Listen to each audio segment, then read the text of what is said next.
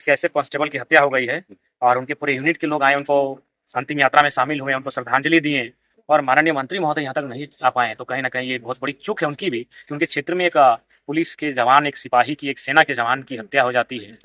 हमने हालांकि उनको परिजनों के बीच ही मैंने मंत्री महोदय को टेलीफोन में दिया और उनके मामले। पहलगाम आतंकी हमले के बाद टाइगर जयराम महतो का लगातार बयान आ रहा है, वह इस हमले से भड़के हुए हैं, कार्रवाई की मांग की जा रही है। वहीं एक सेना के जवान की मौत के बाद तो टाइगर जयराम महतो का गुस्सा सातवें आसमान पर पहुंच जाता है और इरफान अंसारी, जो कि झारखंड के स्वास्थ्य मंत्री बताए जाते हैं, उनकी उन्होंने जमकर क्लास लगा दी है और कहा तो यहाँ तक जा रहा कि इरफान अंसारी को नानी की याद टाइगर ने दिला दी है। और आखिर पूरा मामला क्या है, पूरा मामला 5 से 7 मिनट की रिपोर्ट में हम आपको बताने जा रहे हैं। जोहार, नमस्कार, मैं प्रिंस कुमार सिंह और आप देख रहे हैं पॉजिटिव टॉक्स। अगर अभी तक आपने चैनल को सब्सक्राइब नहीं किया है तो खबरों से अपडेट रहने के लिए कृपया चैनल को सब्सक्राइब कर लीजिए और जो लोग भी ऑलरेडी कर चुके हैं उन तमाम लोग को सहृदय धन्यवाद। अब वापस आते हैं अपनी खबर पर और हम आगे आपको सब कुछ बताएंगे, लेकिन सबसे पहले टाइगर जयराम महतो का आप जरा यह वीडियो देखिए।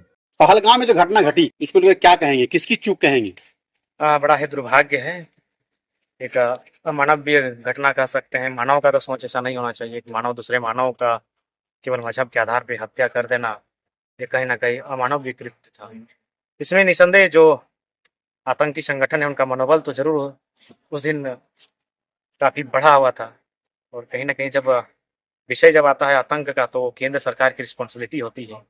और हम लोग भी पूरे देशवासी ये मान रहे थे कि सरकार की 2-3 कार्यों के बाद संभवतः आतंक पर नियंत्रण लगा हो, लेकिन उसके बावजूद ये चूक कहीं ना कहीं संदेह उत्पन्न करती है कि आखिर सुरक्षा की स्थिति क्या है। कि अभी तो गठबंधन का दौर चल रहा है, निश्चित तौर पर आने वाले दिनों में झारखंड में नगर निकाय का चुनाव होना है, तो क्या जयराम महतो किसी एनडीए गठबंधन में या फिर दोनों गठबंधन किसी एक में जाएंगे क्या? नहीं, हम लोग नगर निकाय का चुनाव किसी गठबंधन पे नहीं लड़ेंगे। जहाँ जहाँ हमें लगेगा कि हम लोग अच्छा कर रहे हैं, जहाँ हमारे कार्यकर्ता हैं, कैडर हैं, वो हम लोग चुनाव लड़ेंगे, बाकी जगह स्किप करेंगे। जयराम महतो टी शर्ट छोड़ करके जो नेता लोग पहन रहे हैं, खाकी कब पहनेंगे? देखिए, हमने पहनने का प्रयास किया था सादा कुर्ता। असेंबली में हम एक दिन जाने के लिए भी व्हाइट शर्ट पहन के जा रहे थे, तो जैसे हम लिफ्ट से नीचे उतरे तो थोड़ा सा पता नहीं हमको अनकंफर्ट फील हुआ। फिर हम लिफ्ट से ऊपर आए, अपना रूम गए और टी शर्ट को बदले और फिर हम सदन गए। नहीं, मतलब एक होता है कि आपका जो थोड़ा सा कंफर्ट नहीं हो पाते हैं। स्थानीय जो मंत्री हैं, अभी तक दुर्भाग्य कहा जाए कि इतनी भी घटना घटी उनके क्षेत्र में घटा है। जी, एक सीआईएसएफ कांस्टेबल की हत्या हो गई है और उनके पूरे यूनिट के लोग आए, उनको अंतिम यात्रा में शामिल हुए, उनको श्रद्धांजलि दिए और माननीय मंत्री महोदय यहाँ तक नहीं आ पाए। तो कहीं ना कहीं ये बहुत बड़ी चूक है उनकी भी कि उनके क्षेत्र में एक पुलिस के जवान, एक सिपाही की, एक सेना के जवान की हत्या हो जाती है। हमने हालांकि उनको परिजनों के बीच ही मैंने मंत्री महोदय को टेलीफोन में दिया और उनके मामले को मैंने संज्ञान में दिया है और हमने इनसे कहा कि डिटेल जो है उनको भेजिए, हम उनके व्हाट्सएप में छोड़ेंगे इसको। हमने बात किया कि भाई आपके क्षेत्र की घटना है और अभी तक आप संज्ञान नहीं ले पाए हैं, तो कहीं ना कहीं उनको अपने क्षेत्र के प्रति संवेदनशील होना चाहिए। चूंकि आज टाइगर का जो कार्यक्रम था हमारे जामताड़ा जिला में, और चुनाव से पहले लगभग हमको लगता है लोकसभा के समय ही उनका आगमन संथाल परगना क्षेत्र में हुआ था और लोकसभा चुनाव के बीते हमको लगता है 1.5 साल पार हो गया। उनके बाद आज वो चुनाव जीतने के बाद, डुमरी से विधायक बनने के बाद, हमारे केंद्र अध्यक्ष और माननीय डुमरी विधायक जयराम कुमार महतो का संथाल परगना की पावन धरती और जिला जामताड़ा और खासकर मेजाम नगर में पहला बार उनका आगमन हुआ है। ये आगमन छात्र छात्राओं का एक कार्यक्रम था संबोधन के लिए और उनको इसलिए बुलाया गया था कि वो अपने जीवनी से रिलेटेड बातों को रखें ताकि आने वाली पीढ़ी, आने वाले भाई बंधुओं को आगे बढ़ने में हौसला मिले पूरे झारखंड प्रदेश में। और साथ ही साथ हम जामताड़ा क्षेत्र से हम आते हैं, तो जामताड़ा में पार्टी काफी तेजी से काम कर रही है और आने वाले नगर के चुनाव को लेकर हम लोग संगठन को बड़ा कर रहे हैं, निजाम नगर और जामताड़ा नगर को लेकर। तो डुमरी विधायक जयराम महतो या जेल कैंप के केंद्र अध्यक्ष जो है संथाल परगना में, उसका सभा कब होंगे? और देखिए, अभी तो गर्मी का मौसम है और सभा के लिए अभी हमको नहीं लगता कि वो अभी गर्मी के सीजन तक, और अभी का जो तापमान है आप सभी को जान रहे हैं, रूबरू है, क्या बोलना, इतने गर्म में सभा का कोई संभावना ही नहीं है।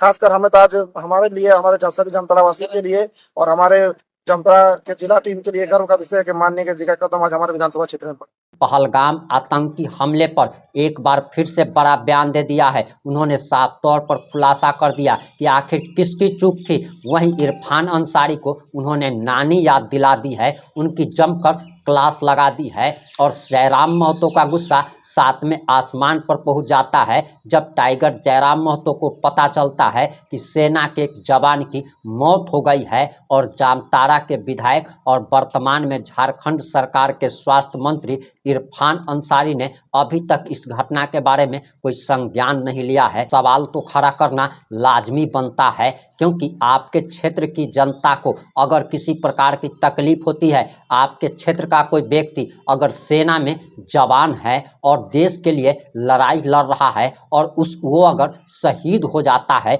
इसके बावजूद भी अगर आप संज्ञान नहीं लेते हैं और सिर्फ आप टीआरपी के लिए हिंदू मुस्लिम पर बयान देते रहते हैं, तो सवाल तो लाजमी है। और आप सभी जानते हैं कि इरफान अंसारी को बड़बोला मंत्री कहा जाता है। यह सिर्फ बोलने में, भाषणबाजी करने में यकीन रखते हैं और इसीलिए तो झारखंड के लोग टाइगर के समर्थक चाहते हैं कि टाइगर जयराम महतो का सीएम बनना बेहद ही ज़्यादा जरूरी है, क्योंकि टाइगर सिर्फ एक विधायक की हैसियत से काम कर रहे हैं। लेकिन अगर एक विधायक होकर, मामूली सा एक क्षेत्र का विधायक होकर जब वो इतना काम कर रहे हैं, तो सोचिए कि अगर वह सीएम बन जाते हैं तो किस प्रकार से झारखंड की उन्नति के लिए, झारखंड के बेरोजगार युवाओं के लिए, झारखंड के गरीब दलित आदिवासी मजदूरों के लिए किस प्रकार से वह काम करेंगे, रोजगार के नए अवसर पैदा होंगे। और आपको बताते चले कि झारखंड में तो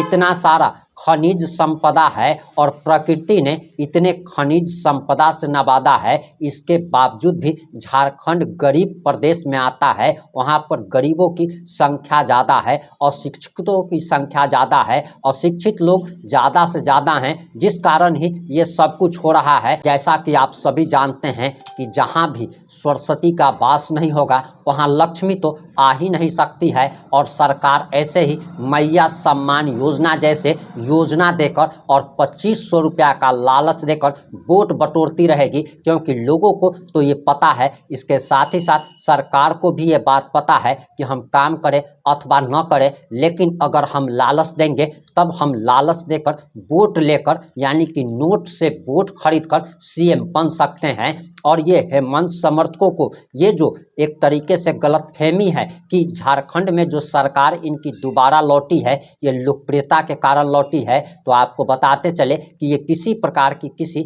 लोकप्रियता का कमाल नहीं है, बल्कि झारखंड मैया सम्मान योजना के तहत 2500 रुपये दिए जाने का कमाल है और उसी के कारण हेमंत सोरेन सरकार में लौटे हैं। लेकिन एक चीज़ तो जान लीजिए कि साल 2029 में टाइगर ही झारखंड का सीएम बनेगा। इन सारी घटनाओं पर आपकी क्या प्रतिक्रिया है? अपनी प्रतिक्रिया जरूर दीजिएगा। जुड़े रहे हमारे साथ। जय हिंद, जय भारत।